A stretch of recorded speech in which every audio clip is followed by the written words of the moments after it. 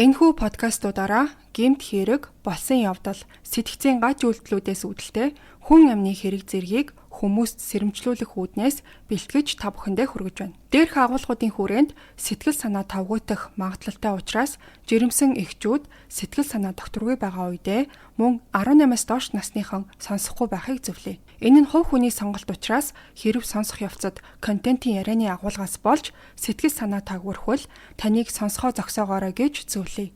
Crime Station Podcast.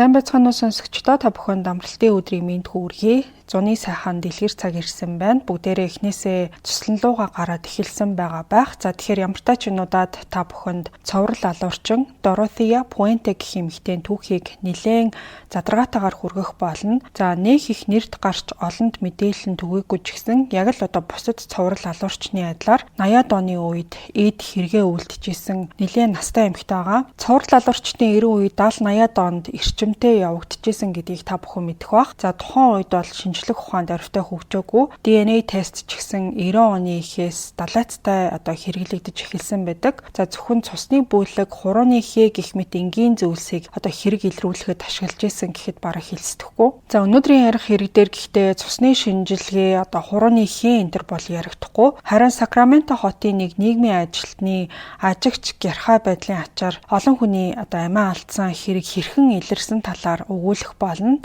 За ингээд хэдүүлээ гол яриараа орцгоё.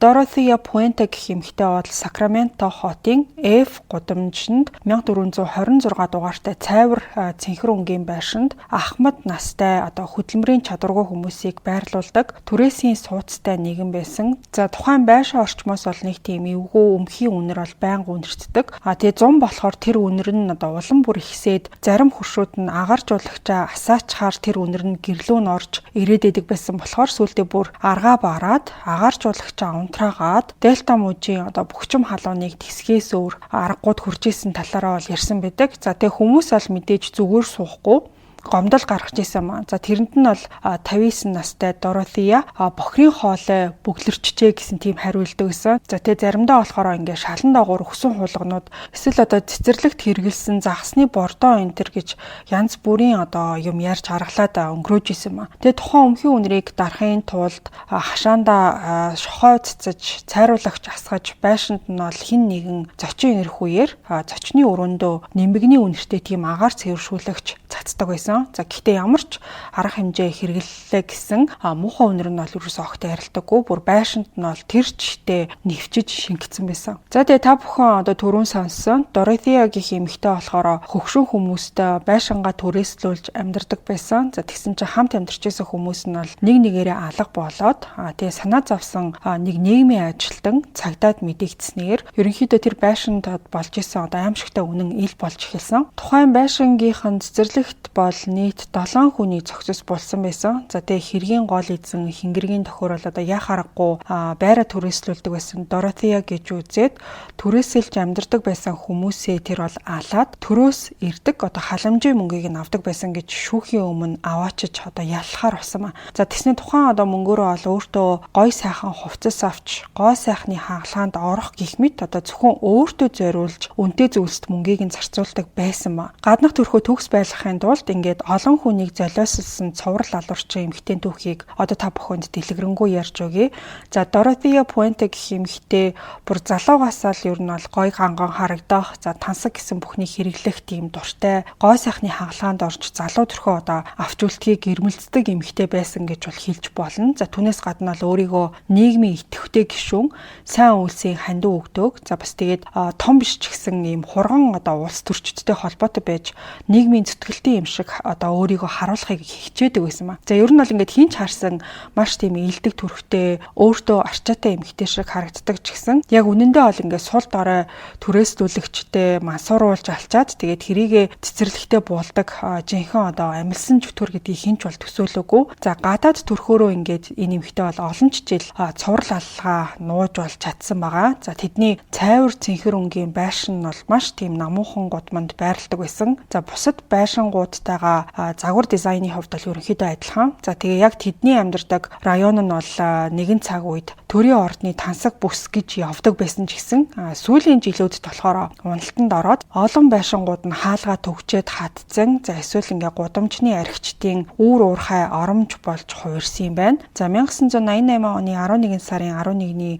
өглөө мөрдөгч Джон Кабрера болон түүний хамтрагчид нь сэтгцийн хөгжил хоцрогдолтой иргэн болох Альваро Бурт Монтояг хайгаад F гудамжны 1426 руу очсон юм байна. За нийгмийн ажилтнууд нь болохоор Монтояг сургуу алга болсныг анх мэдээлсэн хүн байгаа. За тэгээд тэд нар болохоор хар төмөр хашаа руу дөхөх үеэр гацуур модны гэрэл угсраад тавьсан байгааг бол анзаарч харсан. За бүх цонхнуудаа торон хөшөө хийцэн. За тэгээд тэд нар бол хаалгыг төгшөж орж шалгаж болох уу гэж Пуэнтегээс асуусан байгаа. За тэгсэн чинь ороод ирэлтэй гэж тэр бол маш урайлахын хэлээд тэднийг оруулсан. За байшин доторх байдал нь яг л хөгшчүүл амьдардаг гэдгийг нь илтгэсэн тийм жижиг сажиг чимгэллүүд, шаазан хүүхэлдээ, жижиг фар, хээтэй ширээний бүтээлэг гэх мэт энд тэндгүү баахан зүйл байсан. За ер нь бол нүдэнд тус хууц сэжигтэй зүйл байшин дотор бол ерөөсөө огт анзаарагдаагүй. За харин байшингийн гадна тал нь бол тис ондоо байсан. Хашааны зүүн өмнөх буланд нь ингээд хөрсийг нь саяхан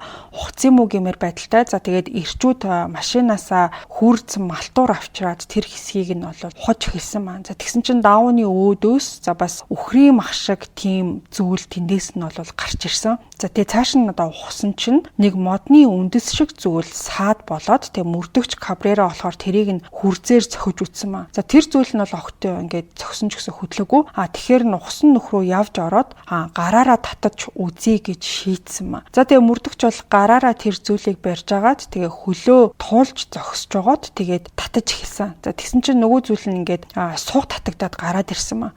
Тэгээ тухайн зүйл нь болвол яс байсан. За яс гэдгийг нь мэдсэн даруйдаа мөрдөгч бол цочоод тэр нүхнээс сандраад шууд гарсан талаараа хожим нь Сакраменто Би гэж сонин төгсөн яриандаа бол дурдсан байсан. За нүх ухаад байгаа дуу чимээг Пуэнте сонсчоод тэгээд хашааны булан руу явж очоод нүх рүү тонгоож хараад зогсож исэн. За тэгээд мөрдөгч түүнд бол хүний цогцос олдсон талаар хэлсэн чинь тэр бол маш их гайхаж байгаа царай гаргаж баг ингээд амаа гараараа дарчаад тэгээд цагдаа нар үргэлжлүүлж цааш нь ухаж агаад гуталтайгаа байсан хүний хөлний хэсгийг бол олсон юм байна. За тэгээд удалгүй тэд бол тухайн өдрийн малтлагын ажлаа зогсоогоод дараа өдөр нь хэрэгтэй тоног төхөөрөмжтэйгөө буцаж ирье гэж бол шийдсэн юм байна. За тэгээд дараа өглөө нь буюу Бямба архит нь шүүхийн шинжээчид за мөн эмчнэр мужааны баг техник хэрэгсэлтэйгээ тэнд очоод хашаан доторхыг ухаж эхэлсэн. За эхний цогц нь болохоор өмнөх өдөр нь олдсон жижиг биетэй буурал өстэй тийм эмэгтэй хүн байсан. За түүний биеийн бүх хэсгүүдийг нь бол ухажгаад олсон юм байна. За тэгээ мэдээж олон тооны тусгай хүмүүс Пуэнтегийн байрны гадаа ирсэн болохоор хажуу аваар амьдардаг энгийн иргэд тэгээ баахан сэтгүүлчид ч гэсэн тэр аваар нь бол битүүш авч эхэлсэн. За хэрэг туртаа хүүхдүүд модонд авирхан авираад харах үнцэг хаанаас сайн байна. За тэнд бол хүмүүс бөөнөрөө шавсан байсан. За удалгүй бол тэд ихний цогцсыг бүрэн гаргаж эмнэлгийн машин руу зөөж эхэлсэн. За хүмүүс бол бетон хавтангийн доод хэсгийг ухаж эхлэхийн өмнө Пуэнте улаан тийм пүрэн өнгийн балтай өмссөн. Тэгээд Чернелийн ягаан өнгийн өндөр өсгийтэй гутал өмссөн хашаанда гарч ирээд мөрдөгч Кабрера руу төхөж очсон маа. За тэгээд тэр өөрийг нь ингээд баривчлах талаар асуусан чинь нөгөө мөрдөгч бол үгүй гэж хариулсан. За тэгэхээр нь тэр бол гэрийнх нь ойролцоо байдаг Clarion гэдэг зочид буудлын руу кофе уухаар явах зөвшөөрөл асуухад Кабрера бол зөвшөөрсөн юм байна. За тэгээд малтах ажиллагаа үргэлжилж цементийн хавтангийн дороос бол 3 цогцос, за сүүдрөвчний дороос бол 1 цогцос олсон. За Пуэнте болохоор кофе уухаар яваад аль хэдийнэ 4 цаг өнгөрч эргэж ирээгүй гэдгийг нь эрх баригчид бол анзаарч эхлэх үеэр тэр бол аль хэдийнэ хэдэн зуун километрийн зайтай газар руу оргон цухтаачсан байсан. За тэгээ тэр өдөр олонний хүчээр бол хашаанаас нийт 7 цогцос илрүүлж чадсан. За тэдгээрийг нэрлэх юм бол Альваро Бурт Монтоя 51 настай, сэтгцийн хүнд өвчтэй, өөртөөгөө испанаар маргаалтдаг. За Пуэнтег болохоор ээжээ гэж дууддаг. Хашаанд тарьсан чангаанцны модны доор ол түүнийг булсан байсан. За дараагийн хүн бол Дороти Миллер 64 настай, архины хамааралтай, шүлэг зохиож унших туртай тийм эмэгтэй байсан. За цээжин хэсэг дээр нь гарыг нь тавиад тэгээд скотчоор ороосон байдалтай бол олдсон юм байна. За сүүлийн удаа нийгмийн ажилтан түүнийг үүднийхээ сандал дээр тамхи хамтдаа сууж байхад нь бол харсан гэдэг. За дараагийн хүн бол Benjamin Fink 55 настай эрэгтэй, архин донтох өвчтөй, судалтай дотор өмдтөөгөө өөр ямар нэг хувцсгүй булцсан байхад нь бол олсон. За 1988 оны 4-р сард алга болохын өмнө Dorothea Puente өөр нэг түрээслэгчтэй Бэнийг дээш нь 2 давхарлаа авч гараад биеийг нь сайн асраадах яа гэж хэлсэн байсан. Дараагийн хүн болохоор Betty Palmer 78 настай. За гавлын яс, гар, шилбэн байхгүй алга болцсон байдалтай, ханцаагүй цагаан ундлахын хувцастай, гудамжны хажууханд байдаг Гиген Франциск Ассизийн хөшөөний доороос бол олдсон юм байна. За дараагийн хүн бол Leona Carpenter мөн 78 настай, 1987 оны 2-р сард эмнэлгээс гарч Puente-гийн асрамжинд шилжсэн. За тэр бол 7 хоногийн турш буудан дээр шаналж хэвтэж байгаад алга болсон. За хашааны 100 урд хэсэгт болсон байсан. За түүний бол хөлийн яс нь мөрдөгч Cabrera-гийн андуурч үндэс гэж бодсон тэр зүйл бол байсан. Дараагийн охирогч нь James Gallup 62 настай, зүрхний шигдээс болон тархины хорт хавдрын хагалгааг давж гарсан ч гэсэн Puente-тэй уулзраад амьд гарч чадаагүй юм хүн байсан. За дараагийн охирогч нь Vera Faye Martin 64 настай. За цогцыг нь бол малтаж гаргах үед бугуун цаг нь ажиллаж исэн хിവэрэ байсан маа. За тэгээ цогцнууд бол хит их ялзарсан, заримийнх нь дотор эрхтнүүд бөөгнөрл үүсээд нэг цул болцсон байсан. За ингээд ийм аимшигтай байдалтай болсон зохицнуудыг бол морг руу аваачаад тэгээ задлан шинжилгээний ажилд туслахаар Joy Underwood гэх цагдаагийн ажилтан тийшээ бол явж утсан боловч ажиллаж ерөөсөө чадаагүй. Associated Press төгсөн ярилцлагатаа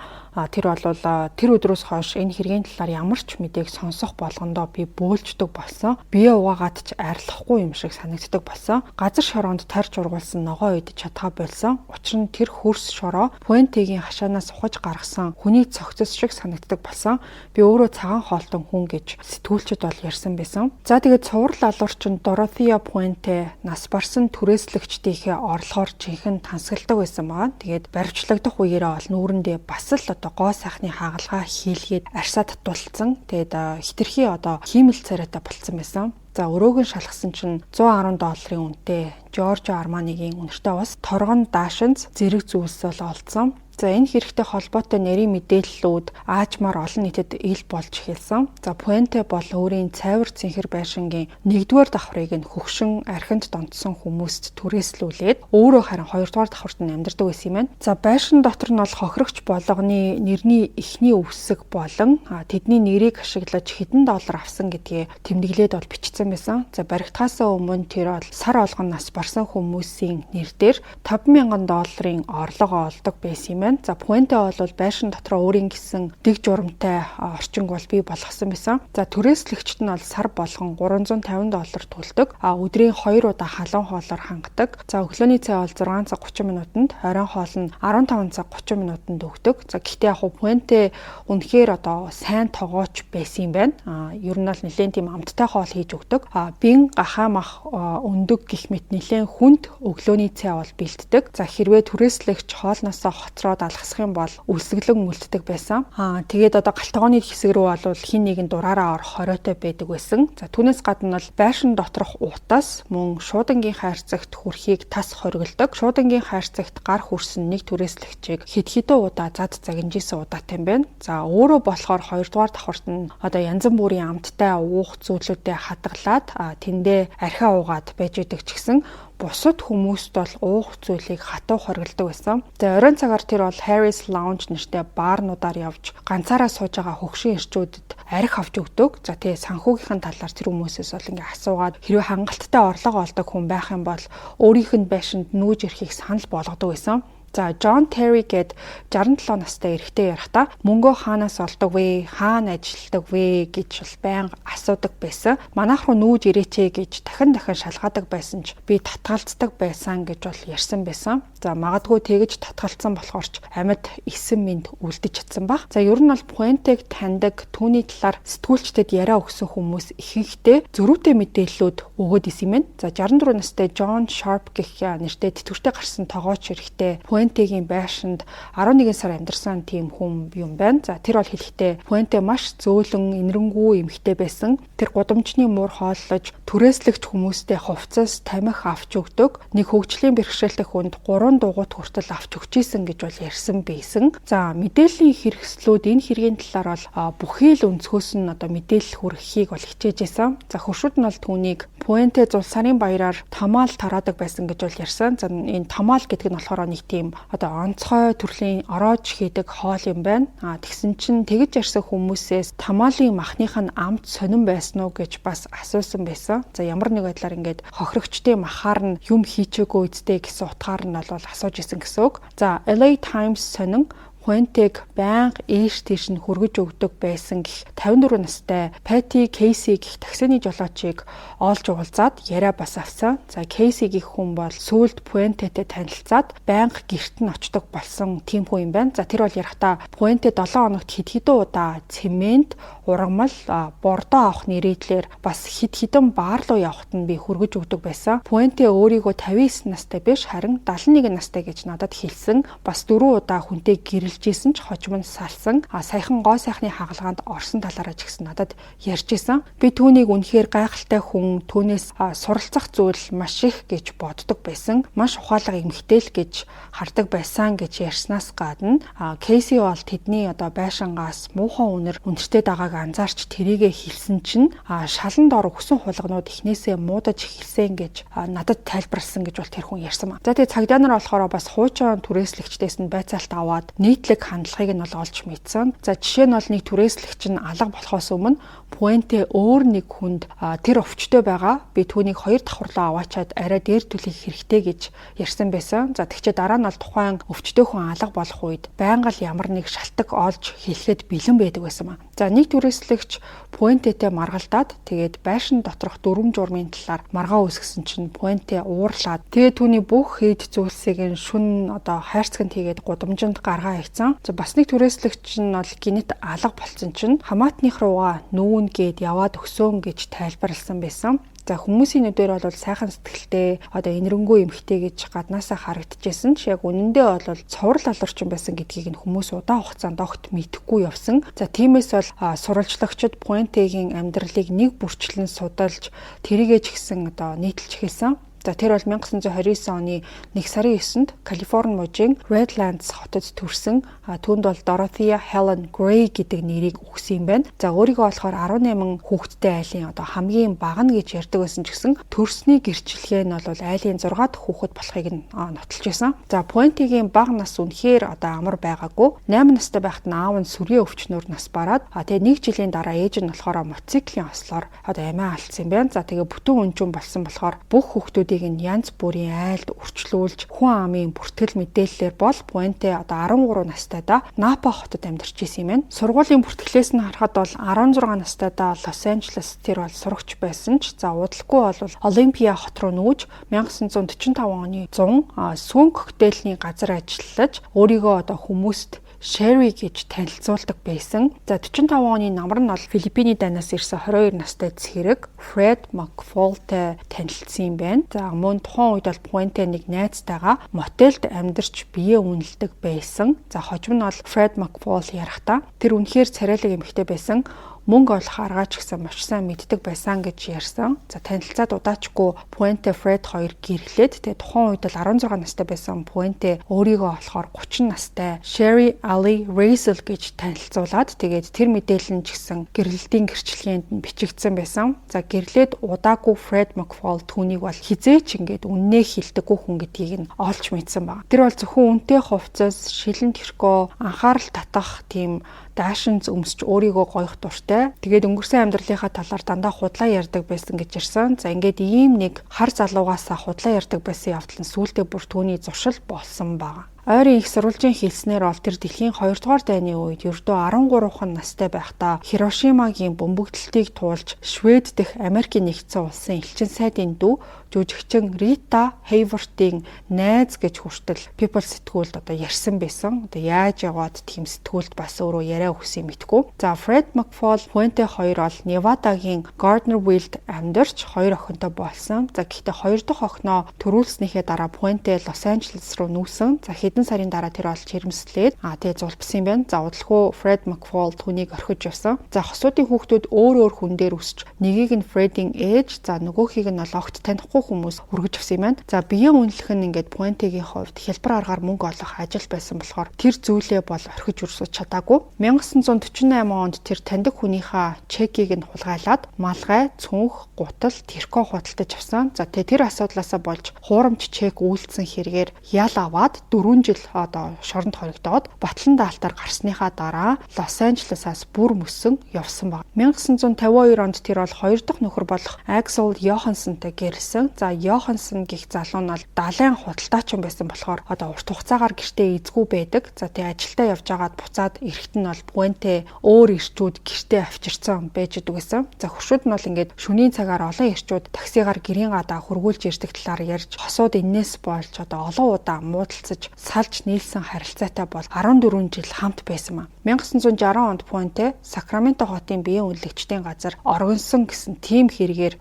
буруутгагдаад за энэ талаараа эрх баригчдад хэлэхдээ би зүгээр л найз дээрээ зочлохоор ирсэн энэ газрыг биеийн үнэлэгчдийн оромж гэдгийг огт мэдээгүй гэж тайлбарласан. За ямар ч тач ял энэ төр бол авалгүй тэгж өнгөрөөд тэгээ 1968 онд 39 настай өөрөөсөө 18 насаар дүү 21 настай Robert Jose Puente гэх эрэгтэйтэй гэрэлсэн юм байна. За энэ залуутай бас л байнга хэрэлдэж маргалддаг. Тэгээд гэрэлснээсээ 1 жилийн дараа гэхэд энэ хоёр хүн бол угаасаа салсан байгаа. За Puente бол тухайн үед архинд донтсон хүмүүсийн тусламжийн төв нээж тэр бизнес нь ч бас дампуураад $10,000 өрөнд орсон баг. За удаагүй тэр бол Сакраменто хотын 21-р гудамж буюу F гудамжны уулзуурт байдаг түрээсийн байшинд ажиллаж амьдарч эхэлсэн. За тэр бол түрээсийн байрны хэв журмыг сахиулах үйл ажиллагааг нь хариуцдаг тийм төрлийн ажил хийдэг байсан гэж хэлж болно. За тэгэж ажиллаж байх үеэрээ 1976 онд 52 настай Pedro Montalvo гэх түрээслэгч эрэгтэйтэй бол гэрэлсэн. За тэр бол өдөр болгон шилэн тэрхүү өмсөх дуртай өөрийгөө баян гэж боддог эмэгтэй байсан гэж түүний 4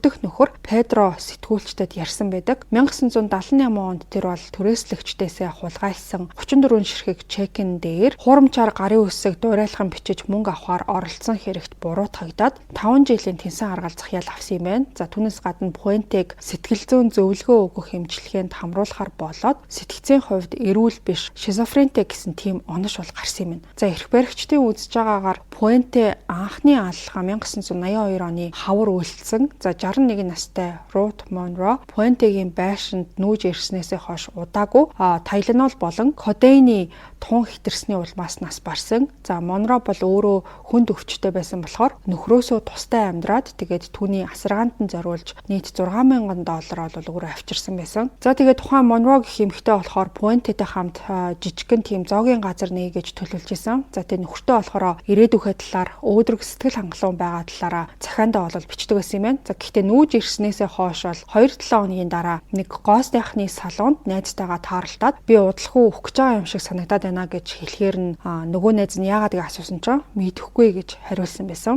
За тэгээ 3-7 хоногийн дараа гэхэд тухайн эмэгтэй бол эмийн тун хэтрүүлж хэрэглэсний улмаас нас барсан. За шүүх эмнэлгийн эмч бол энэ явдлыг өөрөө амиа хорлсон хэрэг гэж үзээд өөр хэн нэгэн алсан гэж дүгнэхэд хангалттай нотлох баримт байгаагүй юм байна. За харин энэ явдлаас 1 сарын дараа Puente 4 өндөр насныг мансууруулж эд зүйлийг нь хулгайлсан хэрэгээр бол баривчлагдсан. За хохирогчтой нэг нь бол 74 настай эрэгтэй Сакраменто Бид яриа өгөхдөө Puente намайг мансууруулж би юу ч хийж чадаагүй. Тэр манай гэрээс бүх зүйлийг мань аваад гарсан гэж бол ярьсан байсан. За шүүхээс бол түүнийг Калифорни мужийн эмэгтэйчүүдийн Frontera шоронд хоригдох 5 жилийн ял оноосон. За 1985 онд буюу 3 жил шоронд суусны дараа тэр бол суллагдаж цаашдаа ахмадуудтай харилцах, тэдний нэр дээрх төрийн мөнгөн тэтгэмжийг захиран зарцуулахыг хатуу хориглосон тийм шийдвэр гарсан. За гэхдээ хамгийн инээдтэй нь энэхүү хоригийг Puente бүр шоронд байх үеэсээ зөрчөөд эхэлсэн. За тэр бол шоронд байх үеэрээ 77 настай Oregon мужийн Everson Gilmot гэх хүнтэй цагтлаар найзууд болоод нөгөө нь болохоор Puente-д хэр хэмжээний тэтгэврээ авдаг Airstream trailer гээд ингээд ачаад аваад явцдаг чиргүүлэн байшинд байдаг штэ тийм байшинд амьдрах талаараа хүртэл захиандаа битсэн байсан. За тэгээ Puente-г суллагдах үеэр нь Gilmot явж очиж тосоод тэгээд 1426 6F гудамжинд хүргэж өгсөн маа. За тэр байшин нь бол Puente-гийн шоронд орохоос өмнөх орон гэр нь болцсон байсан. За тухайн Gilmot гэдэг хүн болохоор дүүдээ Puente-тэй гэрлэхээр төлөвлөж байгаа гэдгийг хэлээд банкны дансан дээр нь Puente-гийн нэрийг хамтран эзэмшигчээр бүртгүүлсэн талаараа ол хэлсэн. За гисэн идэж удалгүй Gilmot-ийн цогцыг гар аргаар хийсэн тийм панерын авсанд хийгээд гялгар уутаар ороогоод Сакраменто голын эрэгт хаягдсан байдалтай олсон юм байна. За тэгснэ Gilmot-ыг хөнөөснөөсөө 3 сарын дараа Puente түүний дүүрүүн санаан зовж байгаа талаараа бичиж мөрөө баллахыг бол оролцсон баг. Gilmot-ийн цогцыг 1986 оны 1 сард болныг загасчин эрэхтэй Сакраменто голын эргээс олсон. За тэгээд тухайн цогц нь бол Морогт 3 жилийн турш бүр ингээд хин гэдэг нь танигдахгүй хിവэрэ байсан юм байна. За тэр хугацаанд бол Puente цоврал аллага үргэлжлүүлсээр байсан. За 1426F гудамжны байшингийн эзэн нүүж явхад бол Puente тэр байшингийн эзэмшигч болоод нэг давхрын өрөөнүүдийг бусад хүмүүст хямд түрээслүүлээд хоёр давхарт нь өөрөө амьдардаг болж эхэлсэн. За удалгүй бол нийгмийн ажилтнууд түүний байшинг орон гэргүй ахмадуудыг байрлуулах тохиромжтой газар гэж үзээд хүмүүст санал болгож эхэлсэн баг. Гэхдээ харамсалтай нь тэд Puente-г ингээд урд нь хидэн удаа ял авч исэн, бусдыг мансууруулж дээрэмдчихсэн зэрэг гэмт хэрэгүүдийг нь огт шалгаагүй тийм зүйлд орооцолцсон хүн гэж өөртөө угаасаа төсөөлөөгүй. За хуучин нэг нийгмийн ажилтан хэвлэлд өгсөн ярилцлагада 1987-оос 88 оны хооронд 19 ахмад иргэднийг Puente-гийн асрамжинд байршуулсан. Учир нь бол тухайн үед Dorothea Puente бол бидний зүгээс санал болгож болох хамгийн тохиромжтой сонголт байсан гэж бол ярьсан байсан. За нийгмийн ажилтан Peggy Nickerson хэлэхдээ Dorothea Puente байрлуулахад хамгийн хэцүү үйлчлүүлэгчдийг жишээ нь хар тамхи, архинд ингээд донтогсод бие махбодын хүчирхийлэл үйлдэгчдийг хүртэл ямар ч асуудалгүй хүлээж авдаг байсан гэж бол ярьсан. За гэхдээ нэг удаа Puente түрээслэгчээ харааж зүгж байгааг нь сонссныхоо дараа дахин тийш нь хүн явуулахаа болсон.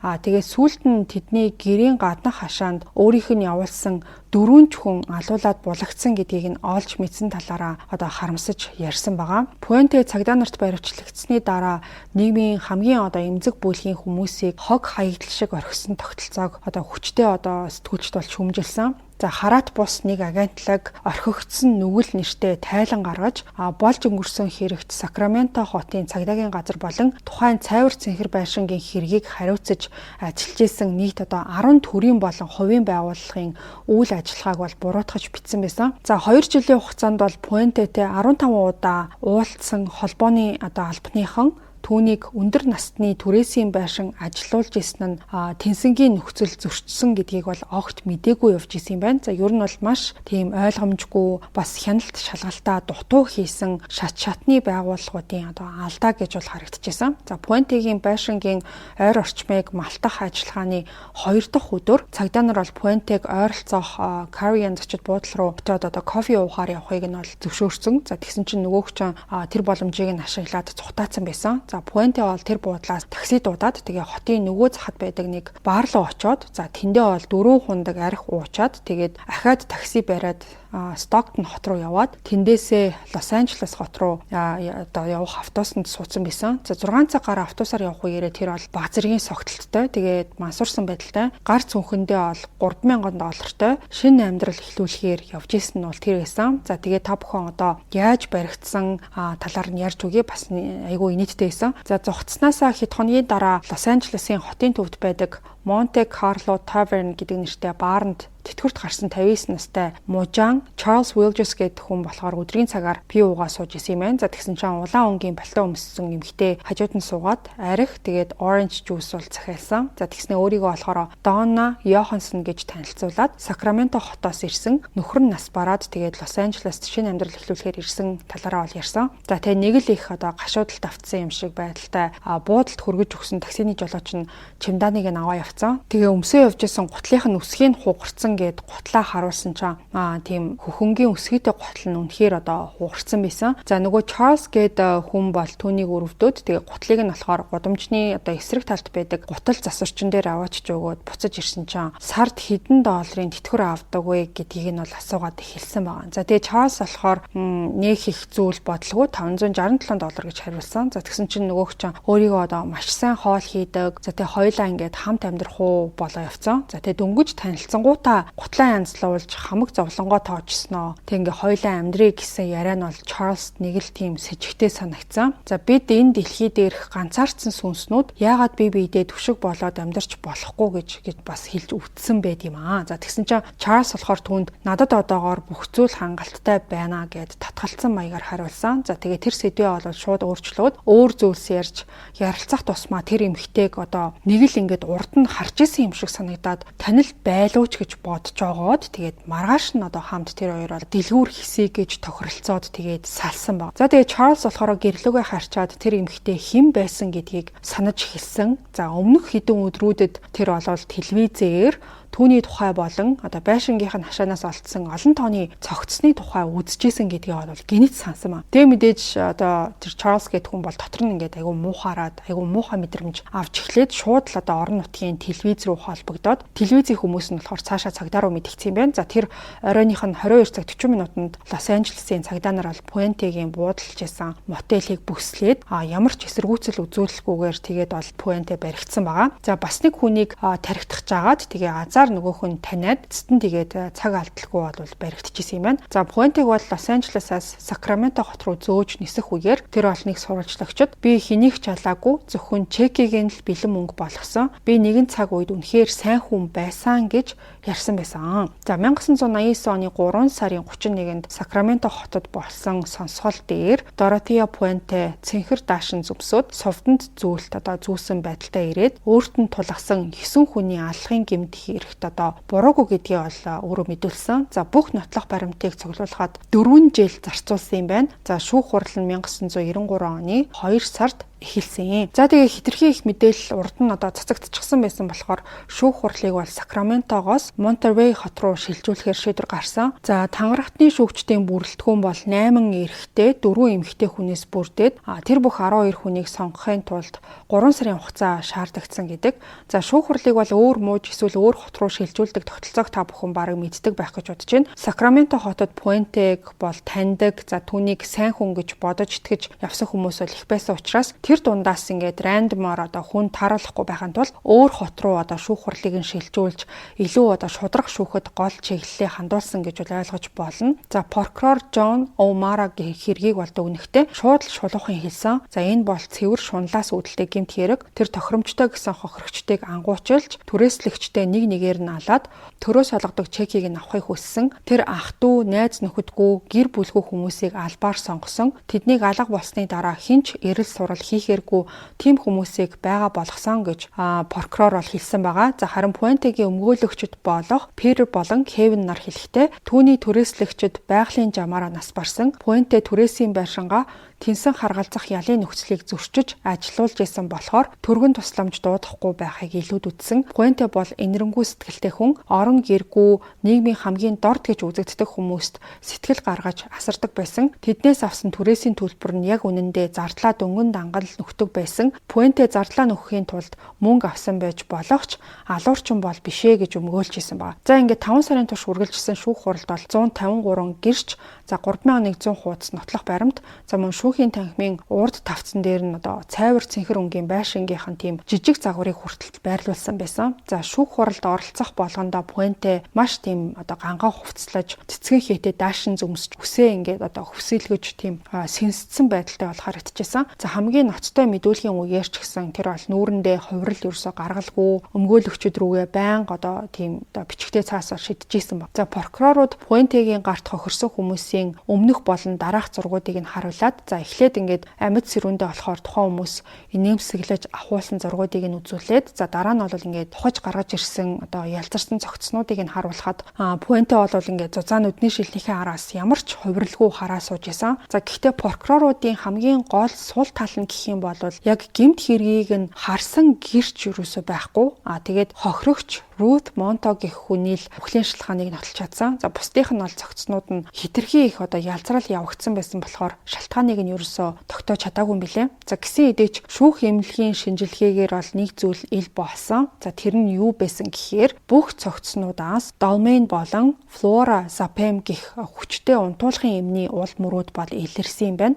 Шинжээчдийн мэдүүлснээр долмейн нь ялангуяа арх эсвэл одоо бусад тайвшруулагчтай хамт хэрэглэх юм бол үхлийн аюулт чадвартай. Тэгээд өндөр наснуудад хүчтэй үйлчилдэг гэсэн байна. За урьдчилсан сонсголын үеэр нэг эмч Дороthea Puente, Ruth Monroe биш харин Dorothy Miller гэх хүний ахмад дайчны үнэмлэхийг нь ашиглаад Dalmain гэх бэлтгэлийг авахыг оролцсон тухай мэдүүлсэн. За тэгсэн чинь эмч болохоор түүнд эм бичиж өгөхөөс татгалзаад тэгээд өнгөрчихсэн юм байна. За Dalmain-ий талаарх нотлохоог өөр гэрчүүдийн мэдүүлэгч гэсэн баталж байсан. Зарим түрээслэгчид Puente-г тэдэнд дур мэдэн эм өгдөг тухай бол гомдолж байсан. За Puente болохоор энэ эмийг олон газраас авдаг байсан. Шүүхээс томилогдсон сэтгэл заслын эмчээс гадна өөр 2 эмчээс мөн тэр бол авч исэн удаатай юм байна. За Carl гэх нэртэй өмнө нь Puente-гийн байшинд түрээсээр суудаг байсан хүн 1987 оны ихээр тэр бол байшингаас хөөгдөхөөсөө өмнө James Gallup гэдэг хүнд чи надад мөнгө өгөхгүй бол энд цаашид амьдрахгүй шүү гэж Puente хэлж байгааг нь сонссон талаараа бол мэдүүлсэн. За хожим нь бол Puente тухайн Gallup гэдэг хүнд байнга унтуулдаг юм өгдөг болсон талаар өөрөө гомдолж ирснийг нь хүртэл мэднэ гэж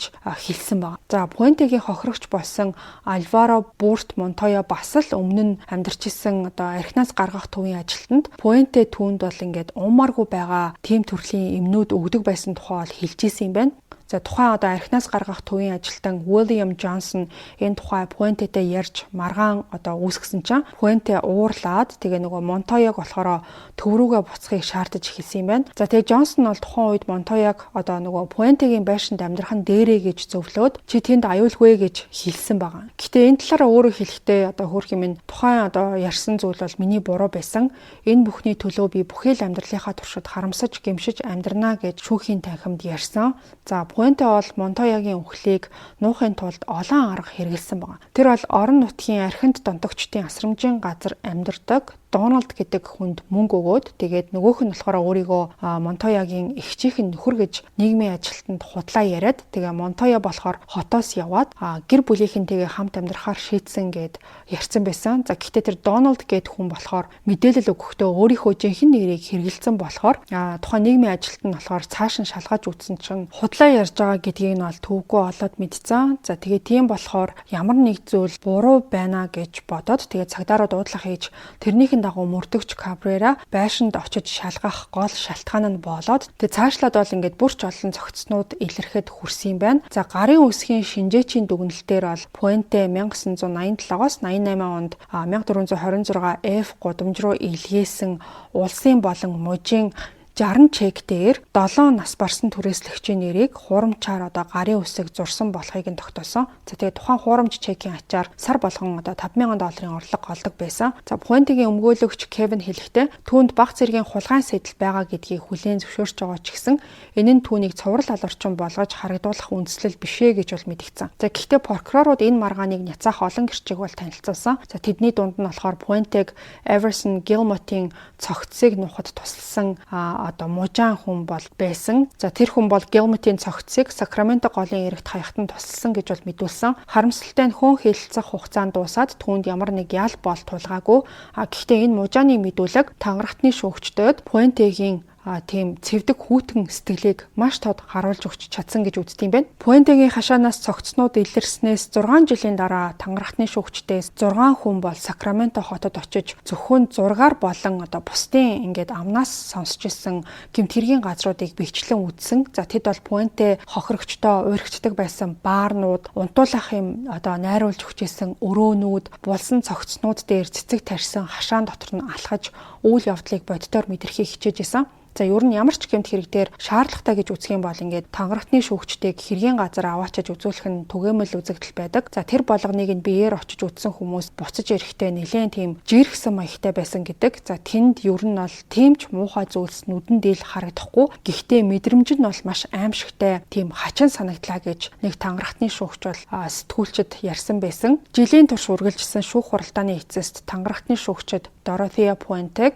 Dorothy Miller, Benjamin Fink, Leona Carpenter гэсэн хүмүүсийг аалсан хэрэгт гин буруутай гэж бол үзсэн. За харин үйлдсэн 6 алгын хэрэгт бол шүүх ерөөсө шийдвэрт хүрч чадаагүй. Тэгээд дээд шүүхийн шүүгч Michael Virga эдгээр зүйл ангиудад шүүх ажиллагааг хүчингүй болгосон гэдгээ ол мэдгдсэн. За яагаад ингээд 3 зүйл анги дээр гин буруутай гэж үзсэн мөртлөө ижилхэн бусад хэрэгт нь шийдвэр гаргаж чадаагүй гэдгээ ерөөсө өөрсдийн зүгээс бол тайлбарлаагүй. За эзэнгүй аллага юм шиг тэгээд орхисон нь бол маш харамсалтай санагдсан. За шүүхийн шийдвэр уншигдах үед ч гэсэн Dorothea Puente ол огт сэтгэл хөдлөл илэрхийлээгүй. 1993 оны 12 сарын 10-нд шүүгч Virga Puented давж заалдах эрхгүй мөн тэнцэнгээр суллагдах ямар ч нөхцөлгүйгээр бүх насаар нь хорих ял оноосон юм байна. За тухайн үед Puente 64 настай байсан. За тэгээд Америкийн нэгдсэн улсын хамгийн том эмэгтэйчүүдийн хорих анги болох Chowchilla-гийн ойролцоох хорих ангид бол шилжүүлсэн байгаа. За тэгээд жинхэнэ байх ёстой газраа очсон Dorothea Puente гэх цоврал алуурчин эмэгтэй 2011 оны 3 сарын 27-нд 82 наснда байгалийн жамаар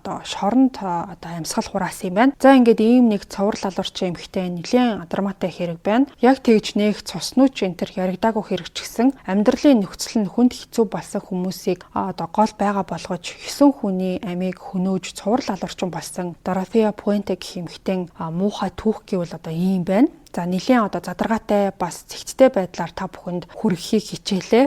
Цоврал алуурчдын талаар хаяа бас сонсох туртай сонсогчдод сонирхолтой санагдсан гэж найдаж байна. Дугаараа дуустал нь сонссон нийт сонсогчдод баярлалаа. За энэ хүртэл хамт байсан бол эрхийн хурууны эможи комент хэсэгт үлдээгээрэй. Ингээд бүгдээрээ амралтын өдрөө ая тухтай сайхан өнгөрүүлээрэй. Хуваарийн дагуу ирэх Мягмар гарагийн 10 цагаас 3 болсон явдлаар эргээд уулзъя.